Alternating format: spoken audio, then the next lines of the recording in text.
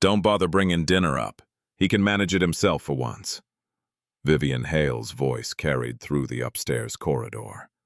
It was the sharp, polished voice she used when she wanted to be overheard. The young housemaid froze halfway up the back stairs. The silver tray trembled in her hands. From the open doorway of the master suite, the words traveled into the room with surgical precision. Everett Hale sat propped against 3 pillows. A cloth napkin was tucked beneath his collar like a child waiting to be fed. He had heard her. She had meant for him to hear her. His right hand rested on the embroidered blanket. The tremor moved through his fingers in a slow, relentless rhythm. It had carried that rhythm for some time now. Parkinson's, the specialists called it. The name had never quite captured what it actually did to a man. The disease had not destroyed him all at once. It had taken him gradually, week by week, in small humiliations. A pen that slipped from his grip, a teacup that refused to stay level, a spoon that arrived at his mouth empty more often than full. That evening, the spoon lay on the side table beside an untouched bowl of vegetable soup.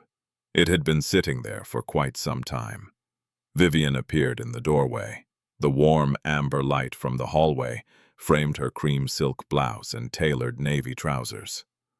Her platinum bob was pinned neatly behind one ear. In her left hand she held a leather folio thick with medical reports. In her right, she carried a glass of red wine. She had no intention of finishing in this room. "Vivian," Everett said. His voice came out lower than he had meant it to. "Please, just sit with me for a few minutes." She did not move from the doorway.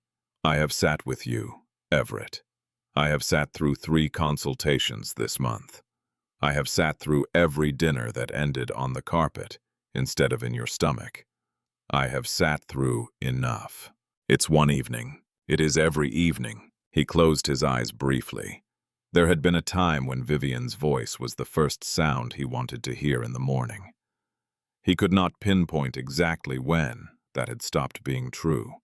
He only knew that somewhere between the 2nd neurologist and the 3rd missed anniversary, she had stopped speaking to him.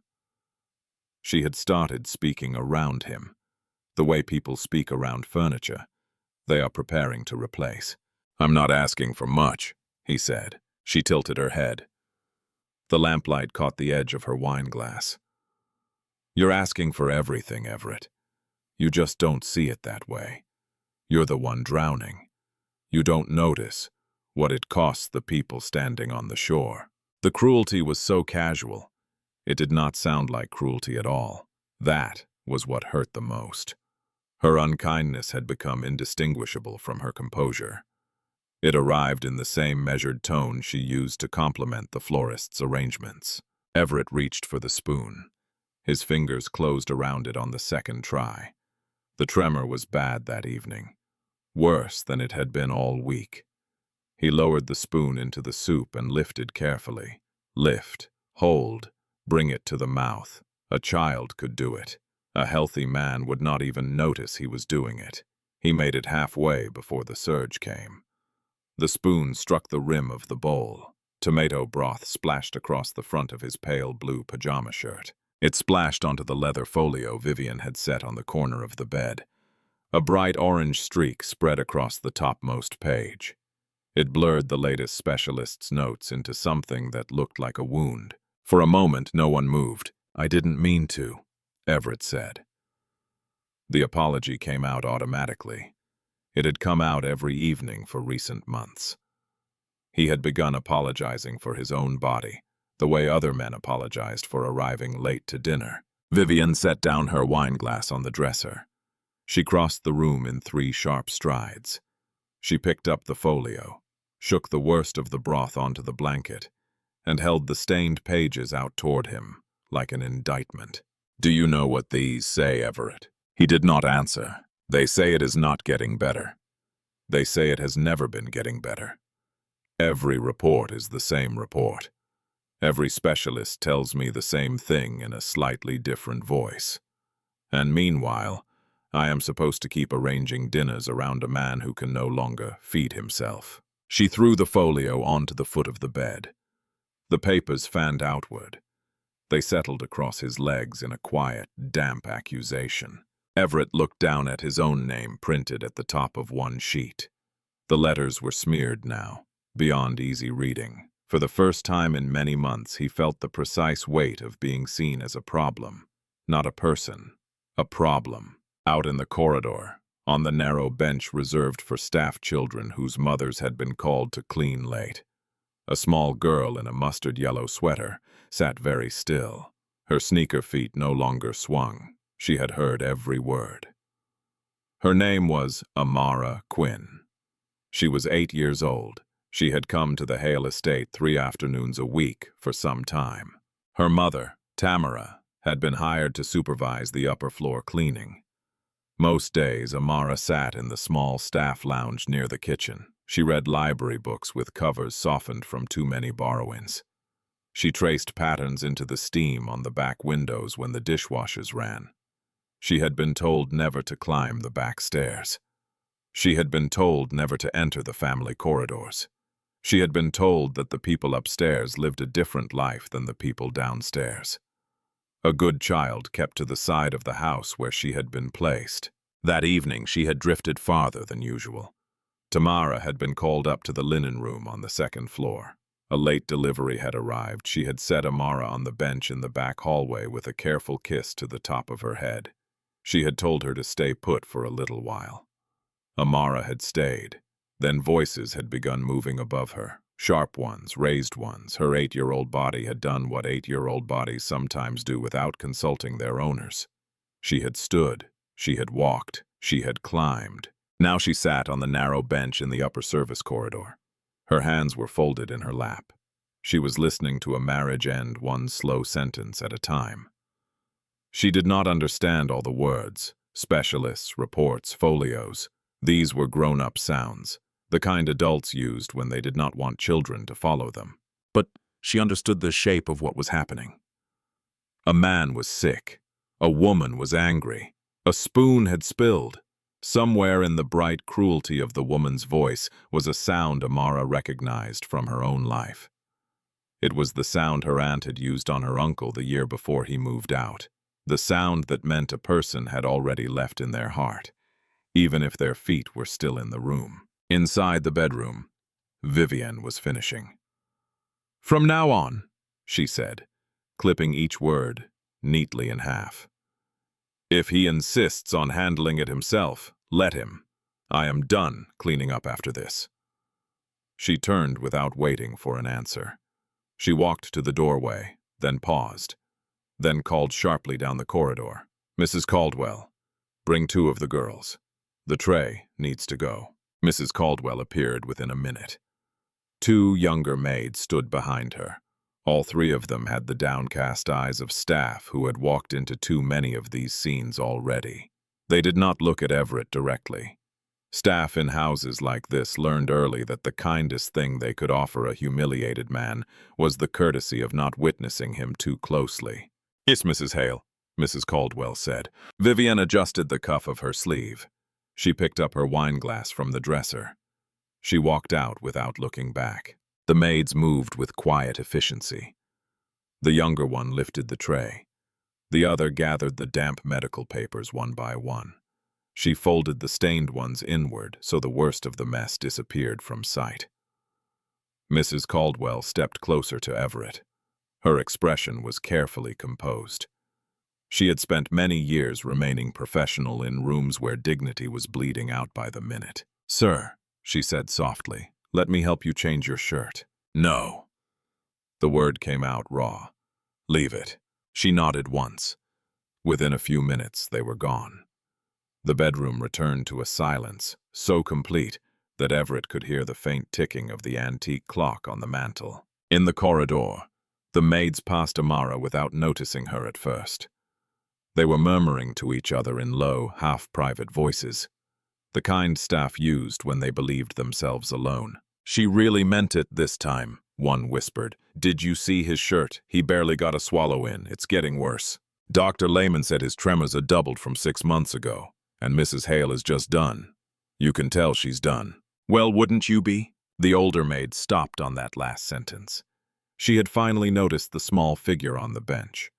For a moment, her face shifted through several expressions. Embarrassment. Kindness. The blank look of a woman who knew that a child overhearing the wrong thing could become a problem for everyone.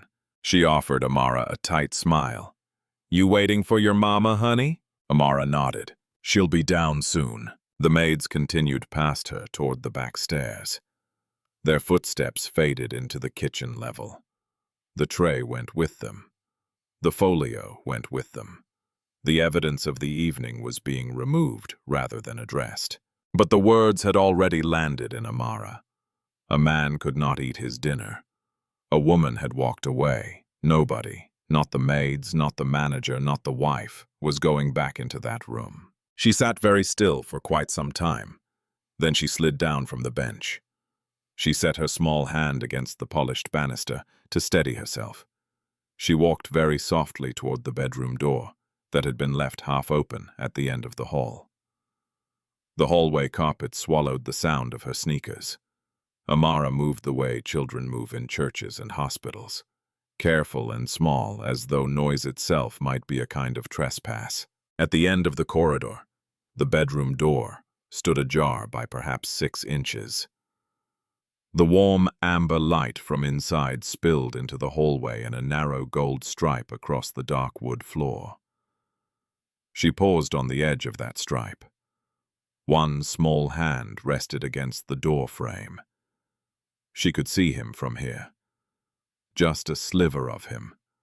The pale blue of his stained pajama shirt. The corner of the 4-poster bed. One trembling hand resting on the embroidered blanket. He had not moved since the maids left. He sat exactly as they had left him, like a man who had been arranged on a shelf and forgotten there. For a moment, Amara thought about turning around. Her mother's voice was in her head, very clear. It told her to go back to the bench. It told her that good children did not climb stairs they had not been invited to climb. But beneath her mother's voice, there was another sound now. The sound of the man inside breathing slowly and unevenly, the way people breathe when they are trying very hard not to cry. She stepped through the doorway. Everett turned his head at the small movement.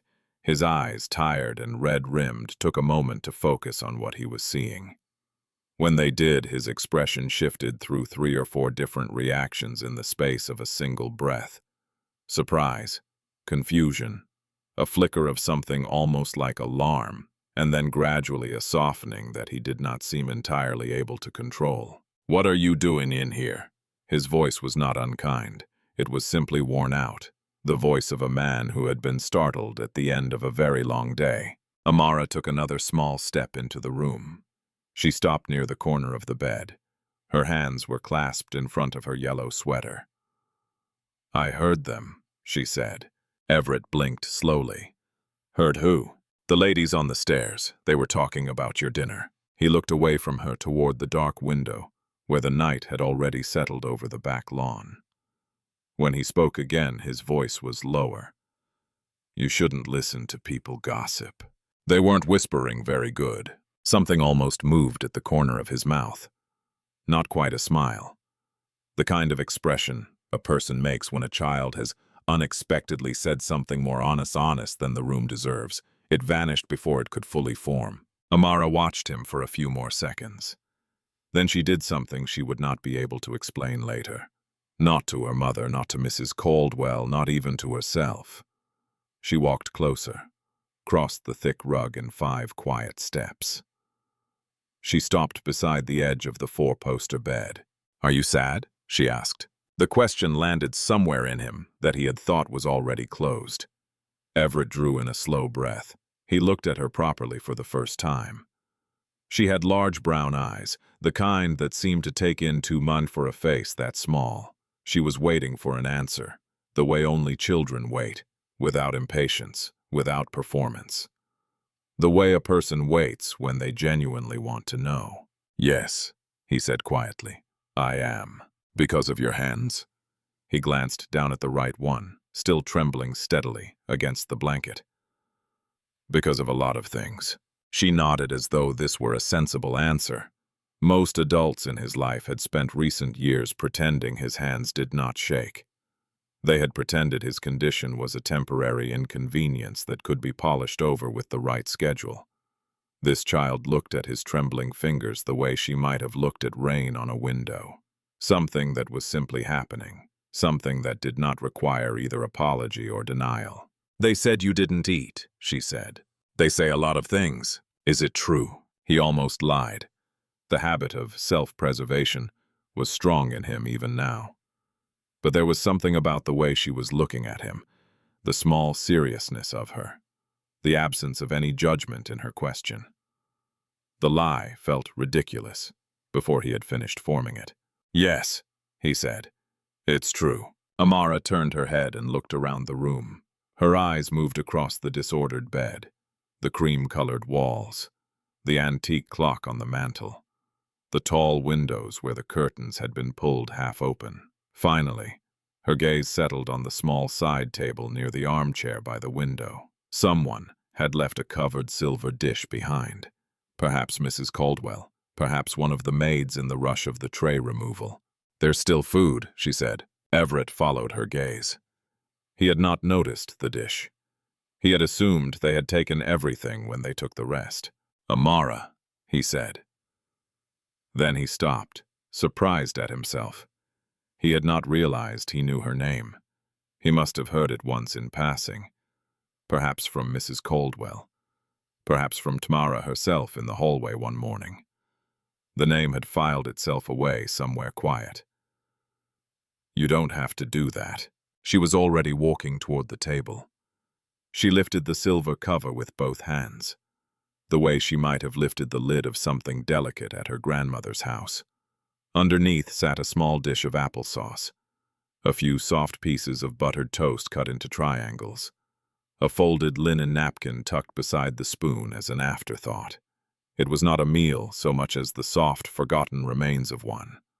The kind of food kitchens prepared for invalids when no one was sure what else to send up.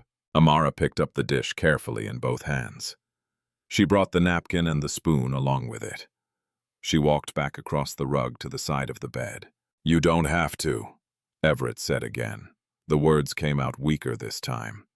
His own body was already arguing against the protest. He had not eaten since the morning. His hands trembled from hunger, as much as from anything else now. Amara considered the height of the bed for a moment. Then she climbed onto the small upholstered bench beside it. Her shoulders came almost level with his. She set the dish carefully on the blanket near his knee.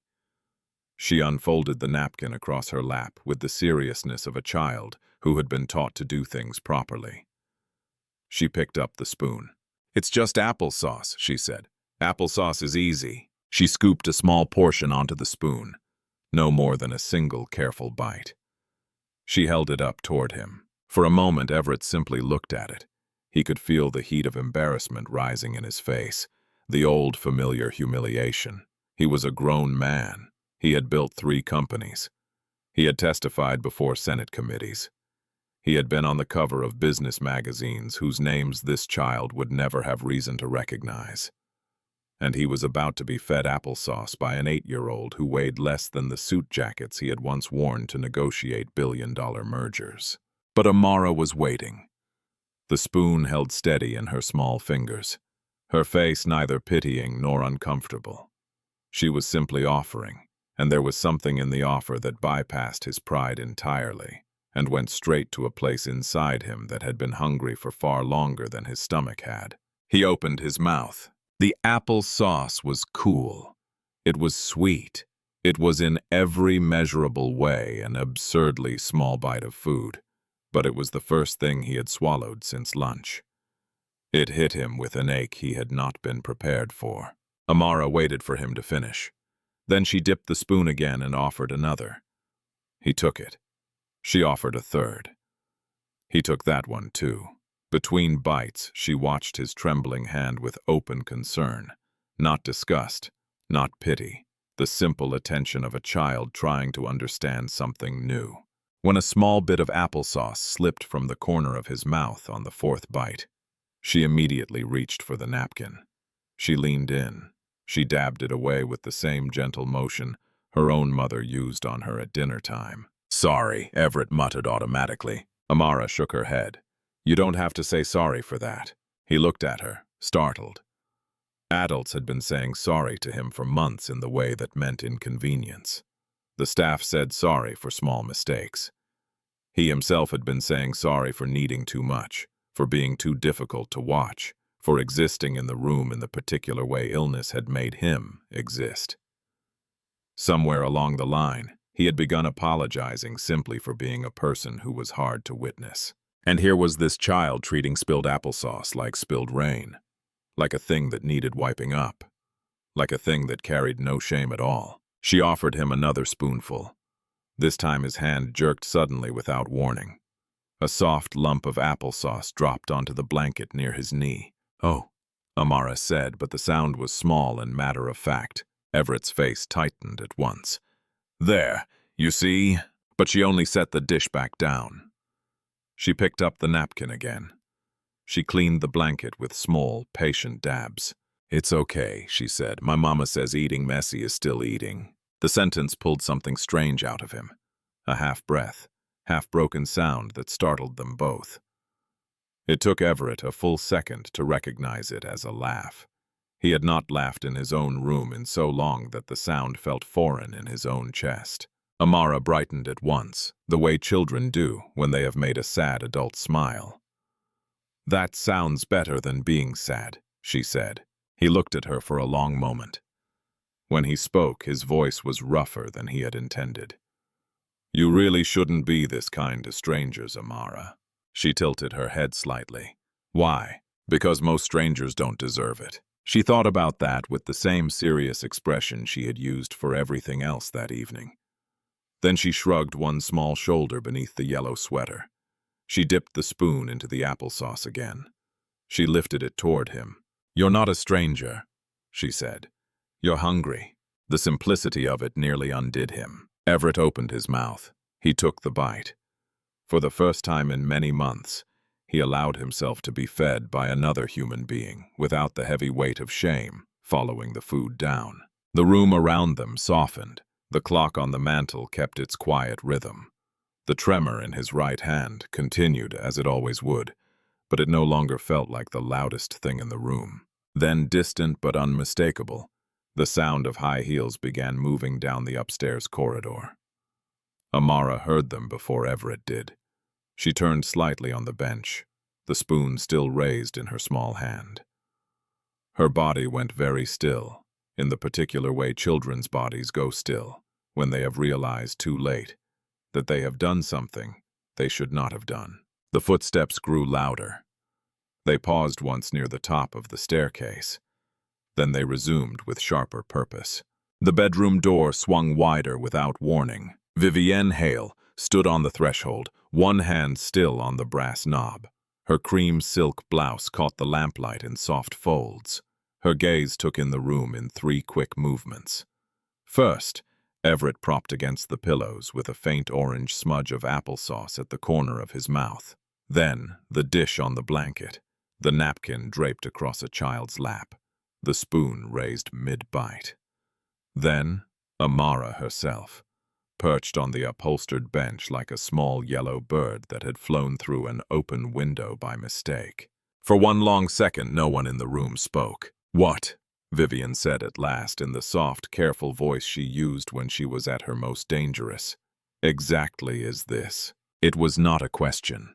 It was the opening sentence of an interrogation that did not yet know its full shape. Amara lowered the spoon slowly. Her face did not show fear. Not yet, because she had not yet learned to recognize all the warning signs of adult cruelty when they arrived, without raised voices. She simply turned on the bench, to look at the woman in the doorway. She answered the way an 8-year-old answers when she believes she has done a simple, helpful thing. "He was hungry," she said. Vivienne's eyes moved down to the child, as though she were noticing only now that compassion could look this small. "And who told you that you were allowed in here?" Amara glanced once at Everett, then back at Vivian.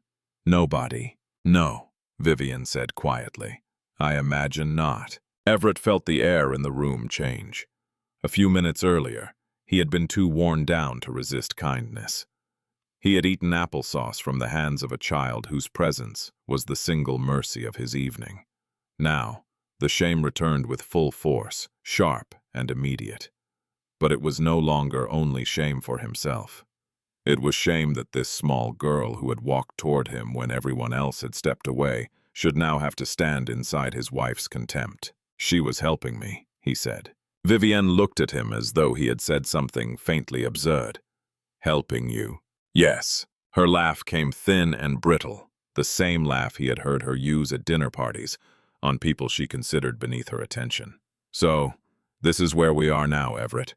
A child from the cleaning staff is feeding you in our bedroom." Amara lowered the spoon further. She did not set it down. There was a small, stubborn dignity in her refusal to look away. The hurried sound of softer footsteps came from the corridor before Vivienne could continue.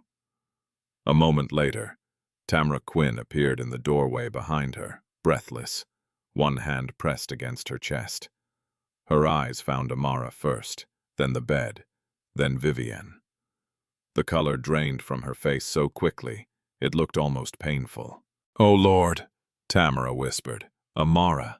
Her daughter turned with no trace of guilt, only mild surprise. "Mama, he was hungry." Tamara crossed the room so fast she nearly stumbled on the corner of the rug. "I told you to stay downstairs. I told you not to wander." Her voice shook in a way Amara had almost never heard before. Not because Tamara was angry, because Tamara was afraid. "I told you, baby. I told you 100 times." "I know, but they said—" "It doesn't matter what they said." Vivienne stepped aside from the doorway and folded her arms across her chest.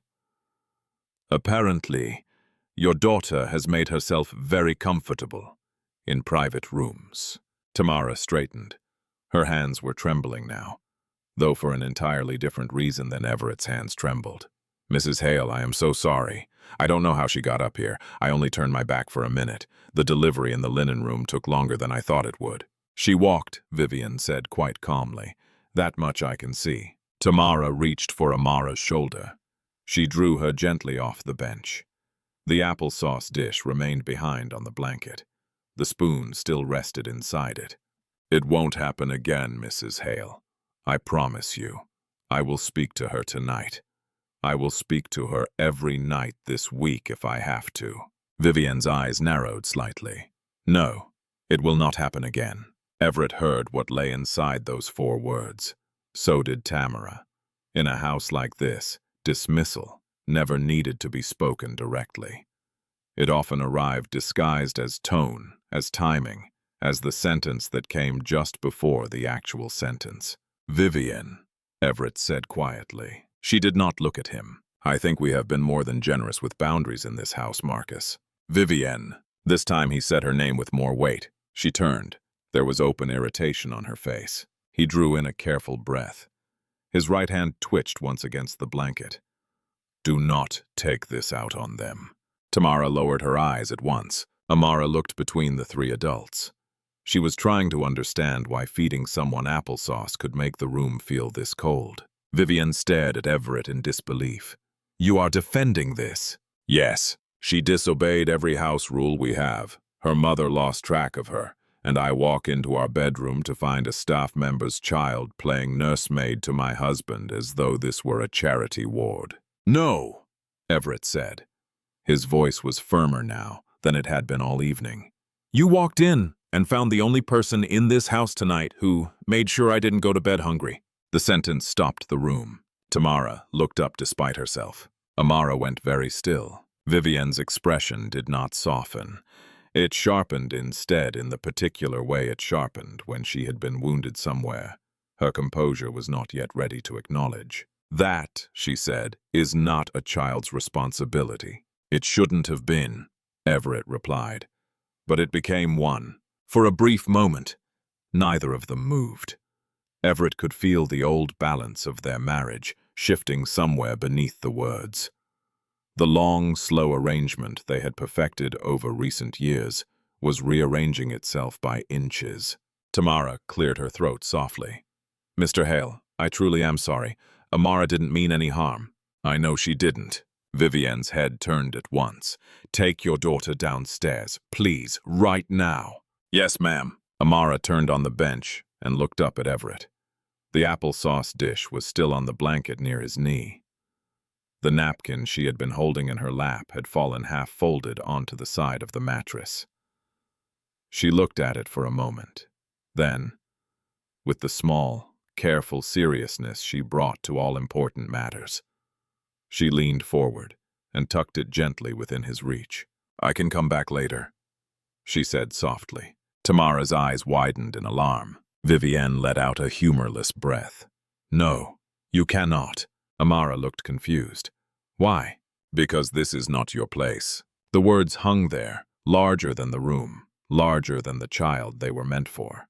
Everett saw the faint change in Amara's face, the way children's faces change when they realize an adult has just drawn a line around them. Before Tamara could pull her toward the door, Everett spoke again.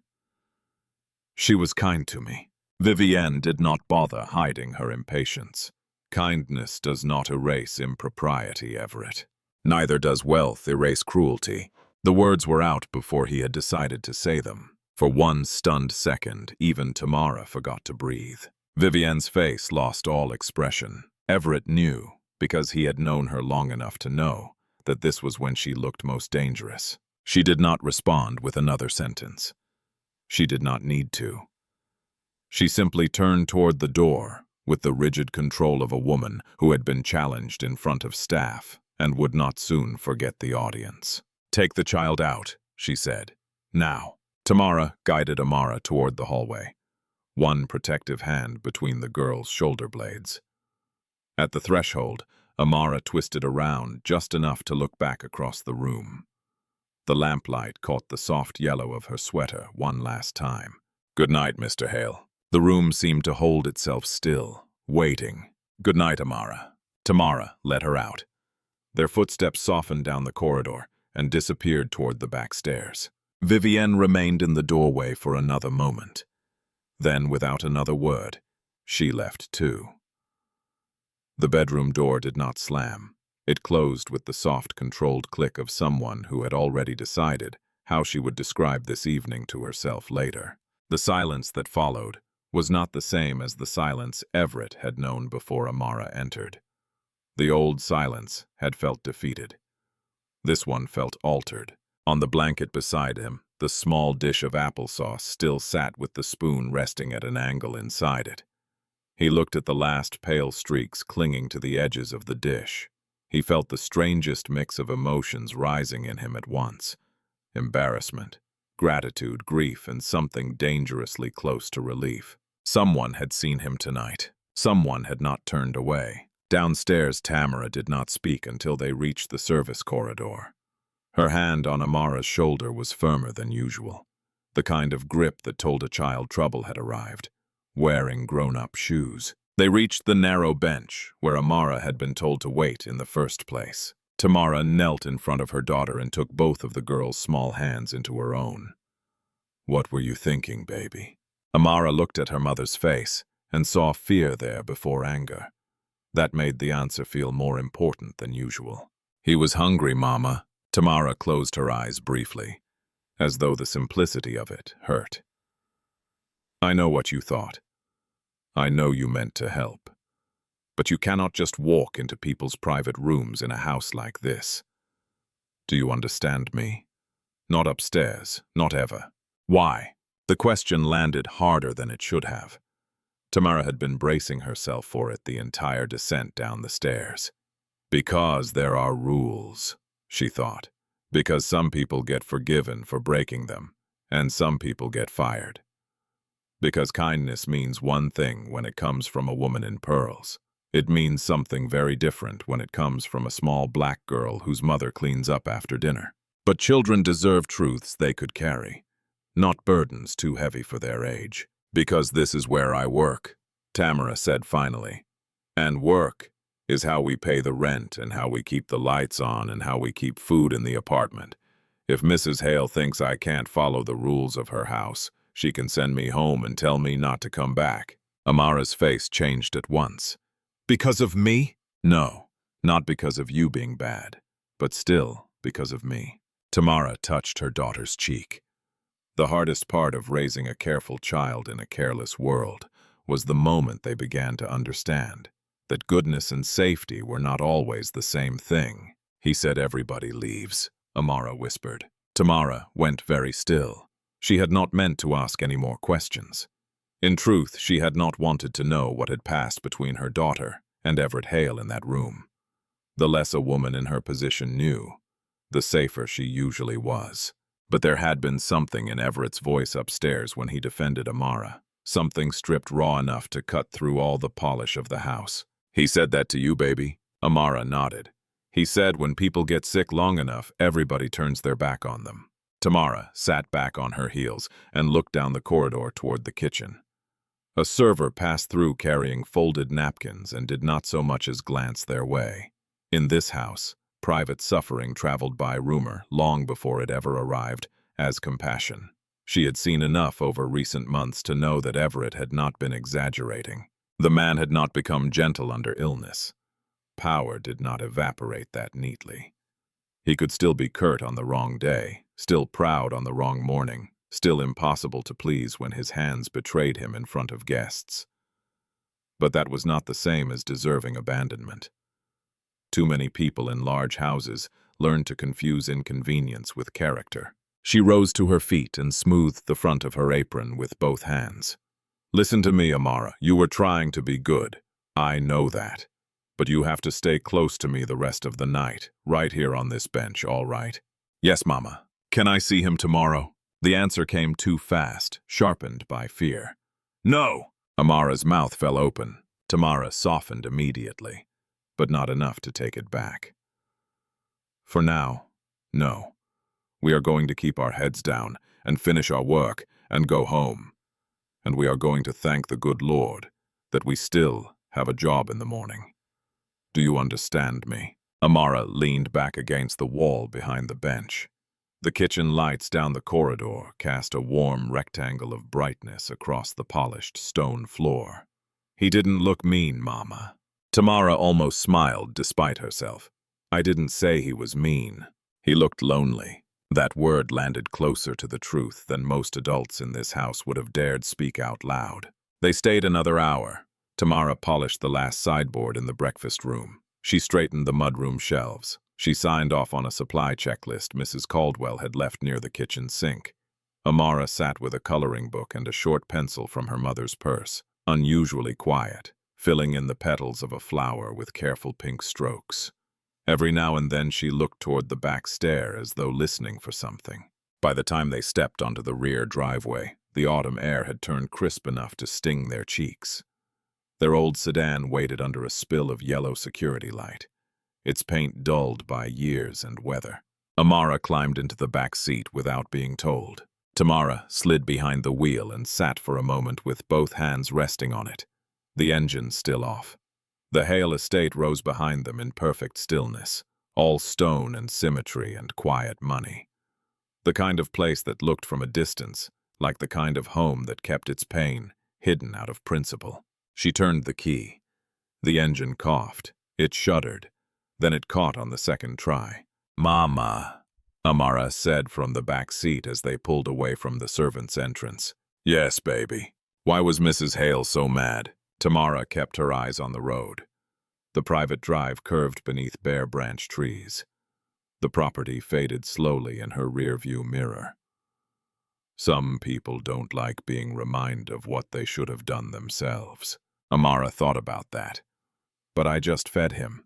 I know. The roads changed from private curves to quieter town streets. Modest storefronts gone dark for the night, traffic lights blinking yellow at empty intersections. Amara's voice came again, sleepier now. Do you think he ate the rest after we left? Tamara tightened her hands on the wheel. She thought of Everett's face when Amara had said goodnight, the way his voice had changed around the child's name. She thought of the small dish nearly empty on the blanket, of a man too young to sound that defeated, of the precise small tremor in his hand that had not stopped through the entire conversation. I hope so, she said. But even as she spoke, She knew hope was a thin thing in a house where dinner could be cancelled with a sentence. Upstairs in the master bedroom, Everett Hale had not gone to sleep. He had taken his evening medication with difficulty. He had changed into a clean shirt with no assistance. The small dish Amara had brought him was gone now, collected at some point by a quiet hand that had not knocked. But the napkin she had folded and tucked within his reach still lay on the bedside table beside the lamp. He had not asked for it to remain there. He had not touched it either. Yet he kept looking at it, as if the plain square of cloth had become proof that the evening had actually happened the way he remembered it, that a child had walked into the ruins of his pride and behaved as though nothing about him was too broken to deserve care.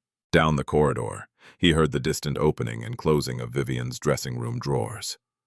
He did not call for her. He did not expect her. He understood now, more clearly than he had understood anything in months, that the silence between their rooms had stopped being accidental a long time ago.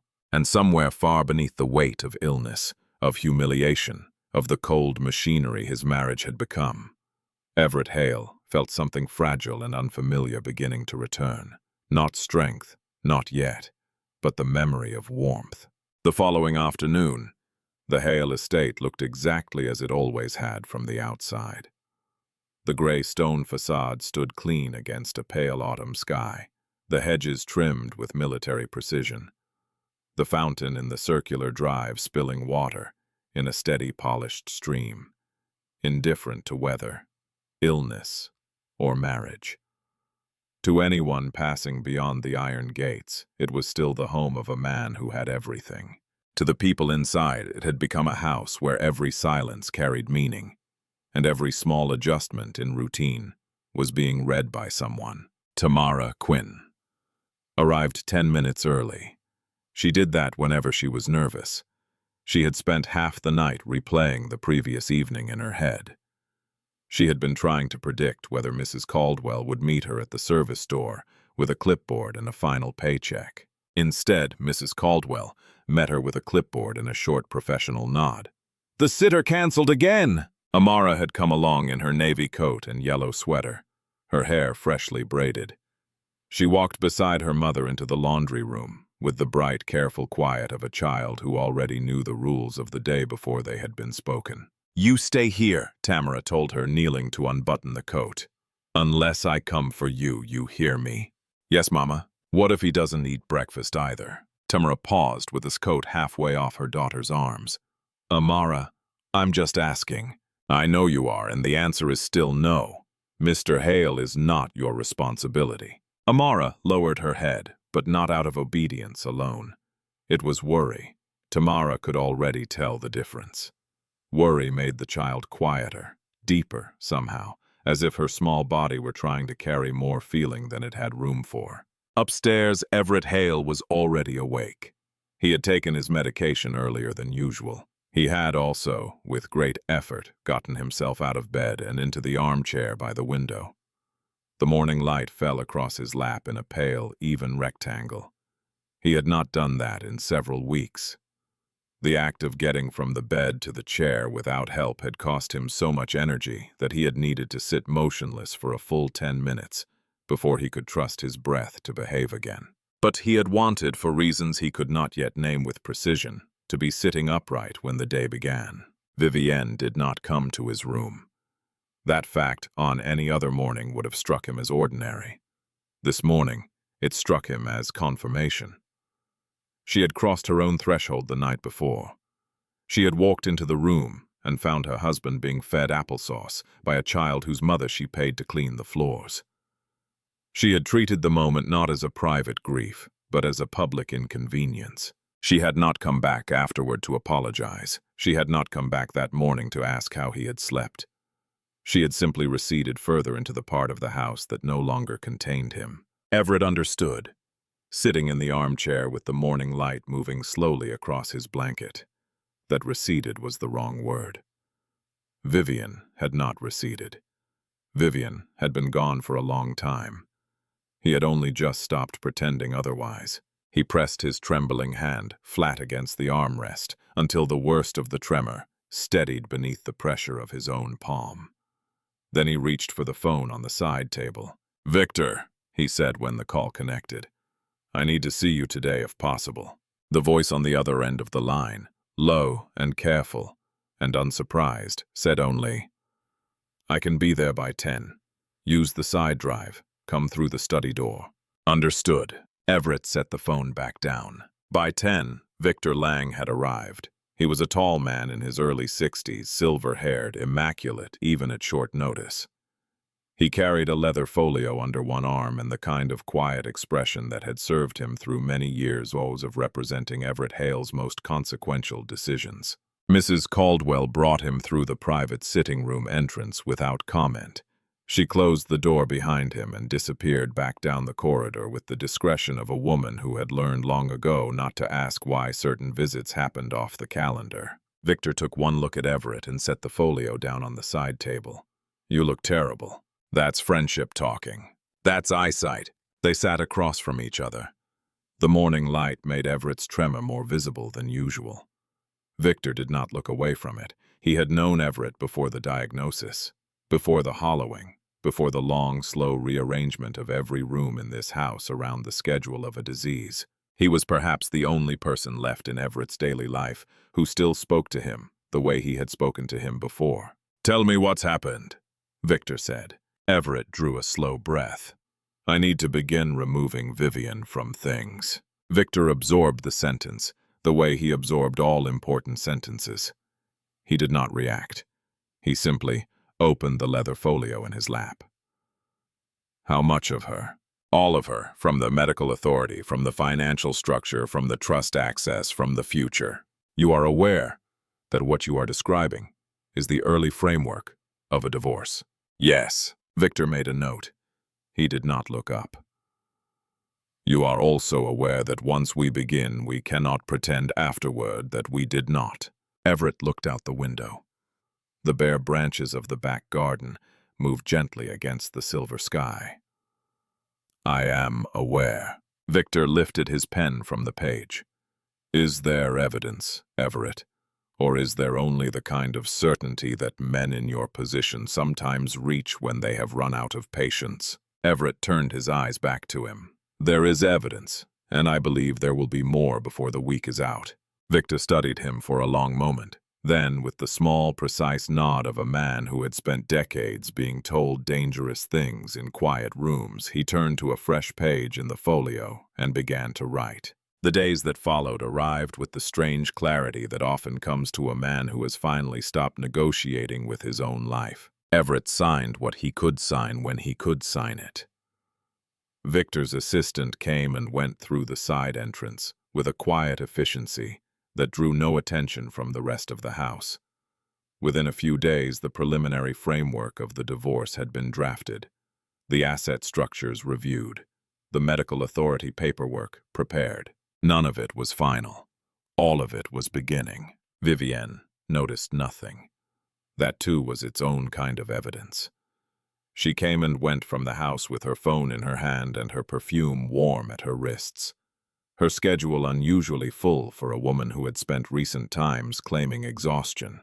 Twice in a few days, the security log at the front gate registered a vehicle arriving at the back of the property mid-morning when Vivian had told Mrs. Caldwell she would be in the city. Everett did not need to see the man to know who was inside the car. The name had already arrived, courtesy of Victor, on a single typed page tucked into the leather folio. Nathaniel Gray, real estate consultant. A man who had once stood beside Everett at a hospital fundraiser and shaken his hand with the warm, easy smile of someone who had already begun calculating which parts of another man's life were available to inherit. One afternoon, Amara came back upstairs. She did not announce herself. She simply appeared in the doorway of the private sitting room, one hand wrapped around the frame, a folded piece of construction paper held carefully in the other. She had been told every morning that week to stay in the laundry room. She had stayed, mostly, but the laundry room had a small window that looked out onto the rear garden.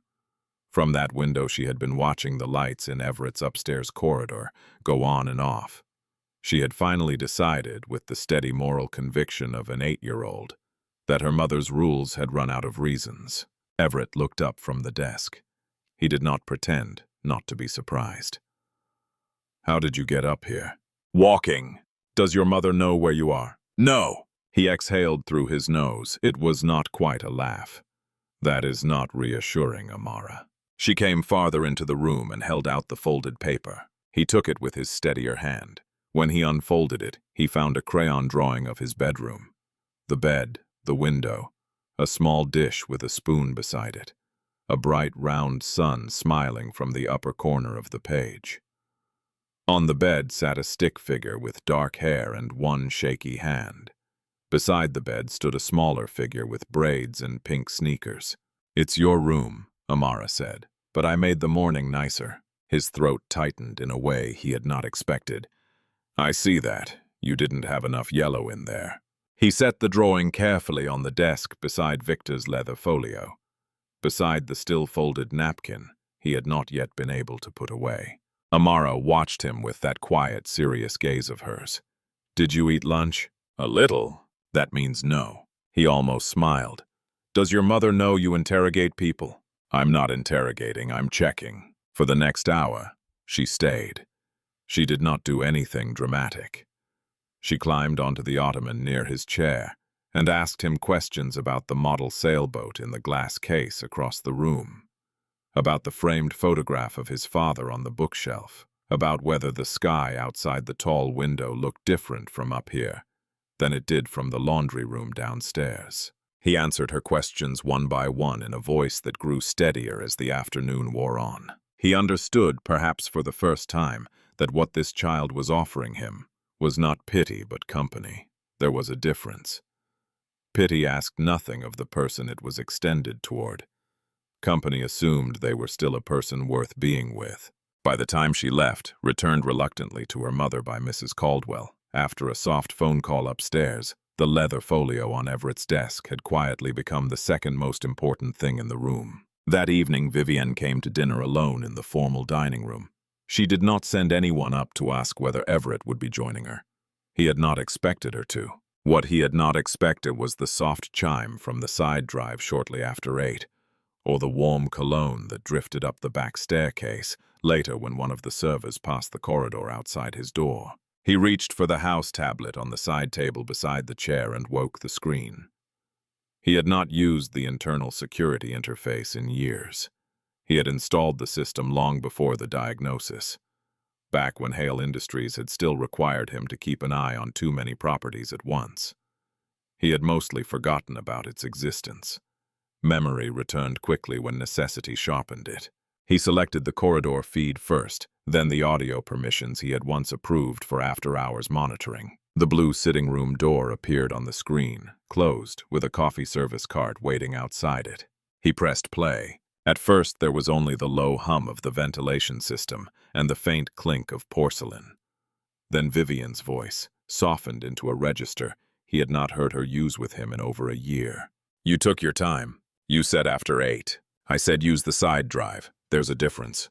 A man's quiet, amused laugh, the sound of a cup being set down. Then Vivienne, lower now, almost conspiratorial. "He asked about me this morning." "Did he?" And I told him nothing. The voices continued. Everett listened to all of it. He did not pause the recording. He did not look away. He let the full shape of the evening unfold in front of him without flinching. When Vivienne eventually said, in the cool, practical tone she had once used to plan their anniversary trips, that she was simply waiting for the path of least damage, Everett closed his eyes for one slow, complete breath. When he opened them, his hand had stopped trembling. Not because the disease had paused. It had not. It would not. But because some clarities arrived heavier than illness. For one long suspended moment, the weight of the truth was greater than the weight of his own body. He set the tablet face down on the side table. Then he reached for the phone, dialed Victor Lang, and said very quietly, "It's tonight." Vivienne came upstairs at 10 minutes past 9.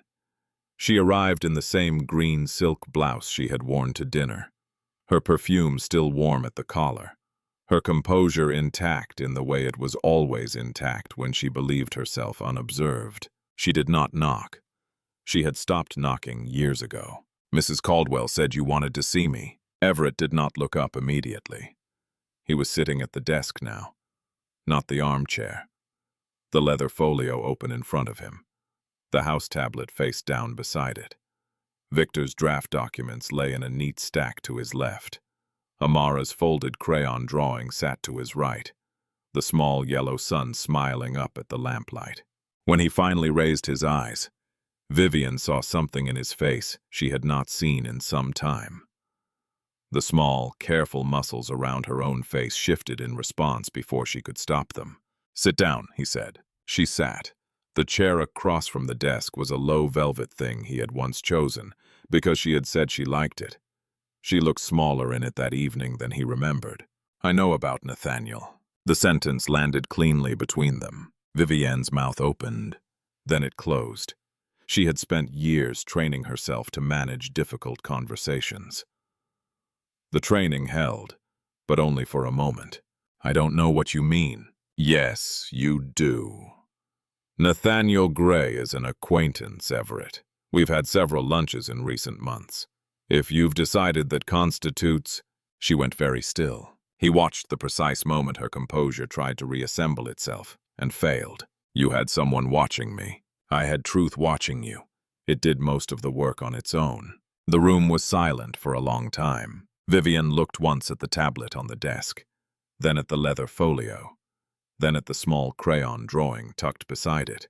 Everett saw her gaze pause on the drawing for half a second longer than she would have wanted him to notice. "What exactly do you intend to do, Everett?" "In the morning, Victor will begin formal proceedings." She did not move. The wine glass she had brought up with her, half full, rested forgotten in her hand. He had expected her to argue. He had expected the careful gloss of indignation, the slow inventory of years given up and sacrifices made. Instead, she said, "You're not strong enough for this." He looked at her for the first time in their marriage. His face carried no apology. "I am exactly strong enough for this." She left the room without finishing the sentence she had been about to begin. The door closed softly behind her, the way doors close in houses where appearances still matter, even when the marriages inside them no longer do. The next morning, Everett called Tamara and Amara upstairs together. Tamara came with the careful, braced expression of a woman who had spent the night being told her daughter could no longer come to the estate. Amara came holding her mother's hand, the yellow sweater traded for a soft cardigan, her braids redone with new ribbons. Victor was already seated at the desk. The papers were already prepared. "Mr. Hale," Tamara said quietly, "if this is about Amara—" "It isn't." She fell silent. Victor slid a single page across the desk toward her. Tamara looked down at it, then up at Everett, then down at it again. Amara, too young to read all of the words, but old enough to recognize her own name printed in clear black letters at the top, leaned closer with quiet curiosity. "Why is my name there?" she asked. Everett looked at her across the desk. His right hand still trembled against the polished wood. His voice did not. "Because in the worst days of my life, you did not turn away. And I have decided what kind of heart my life is going to honor." Tamara pressed one hand against her mouth. The tears arrived faster than she had time to gather. She read the page once. She read it twice. She looked at Victor for confirmation. Victor gave her the small professional nod of a man who had spent his career making sure documents like this could not be challenged. "Mr. Hale," Tamara whispered, "that is too much." "No," Everett said. "It is the first thing in this house that has felt measured correctly in a very long time." Amara crossed the room. She did not run. She walked with the same quiet seriousness she had brought into this room with applesauce a few nights earlier. She stood beside his chair. She reached for the folded napkin that still lay on the desk beside the drawing. She set it gently within his reach, the way she had set it within his reach on that first impossible evening. "I'm glad you're not alone today," she said. Everett Hale looked at the child, at her mother weeping quietly behind her. at the signed papers in Victor's hand, at the small crayon sun smiling from the drawing on his desk. He understood that justice did not always arrive with spectacle. Sometimes it arrived through a lawyer's pen, a mother's raised child, and a little girl who had once seen a hungry man in a fine room and decided that was reason enough to walk toward him. The Hale marriage ended in the time that followed, quietly, expensively, and without scandal, because Victor was thorough and Everett was patient. Vivienne moved out before the holidays. Nathaniel Gray was never spoken of again in the house. As spring came, the upstairs corridors had a different quality of light. Tamara Quinn had been promoted with a salary that no longer required 2 jobs. Amara had been enrolled in the kind of school that came with libraries longer than her hallway at home. She came to visit Everett every weekend afternoon. She read to him sometimes when his hands were too tired to hold the book. She drew him new drawings. The crayon sun in the corner of the page grew steadier, and so did he, on his better days. The story of Everett Hale teaches us something the world is too quick to forget. That true character is revealed not in our comfort, but in our weakness. That wealth and status may attract people in the easy seasons of life, but only genuine kindness stays when dignity begins to fall apart. Betrayal often arrives quietly, dressed in the perfume of someone we trusted. Compassion, when it comes, often arrives in the smallest hands we did not expect to need. If this story touched you, take one moment before you go. Like this video so others can find it. Leave a comment telling us where you are watching from.